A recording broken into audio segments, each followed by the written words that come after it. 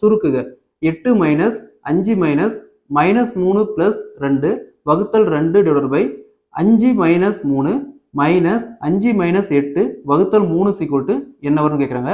இந்த சம்மில் first numerator மட்டும் எடுத்துக்கலாம். இதை மட்டும் ஃபர்ஸ்ட் சால்வ் பண்ணலாம். எப்போவுமே போர்ட் மாஸ் ரூல் பிரகாரம் நம்ம பிராக்கெட் இருக்கிறத ஃபர்ஸ்ட் சால்வ் பண்ணோம். இங்கே -3 + 2 அப்போ -3 2 போச்சுன்னா 1. முன்னாடி மைனஸ் இருக்குது, இங்கே பெருக்கல், அப்போ minus into minus plus 1. So அதுக்கு முன்னாடி 5 இருக்குது. ஸோ 5 + 1 6. ஸோ இதுக்கு பாருங்க, இதுக்கு தான் இந்த 2. இப்போ 6 இந்த வகுத்தல் 2ங்கிறது இந்த 6க்கு தான். அப்போது கேன்சல் பண்ணால் 3. ஸோ இங்கே 8 இருக்குது, இங்கே மைனஸ் இருக்குது. 8 மைனஸ் 3 = 5. ஸோ நியூமரேட்டர் பார்த்தோம்னா 5. ஸோ அடுத்து டினாமினேட்டர் பாருங்கள். இந்த மாதிரி டினாமினேட்டர் பார்த்தோம்னா இங்கே கோடு மாரி கொடுத்துருக்காங்க. இதுக்கு என்ன மீனிங்னா மாடியூல்ஸ்னு பேர். ஸோ இங்கே 5 இருக்குது, இங்கே -3 இருக்குது. 5ல் 3 போச்சுன்னா +2. So next minus.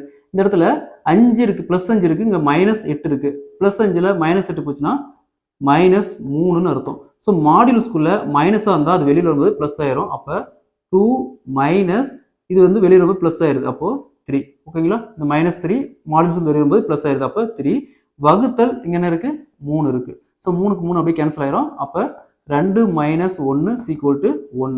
So numerator 5ன்னு கண்டுபிடிச்சோம், டினாமினேட்டர் 1. ஸோ 5 வகுத்தல் 1 = 5. Answer will be C 5.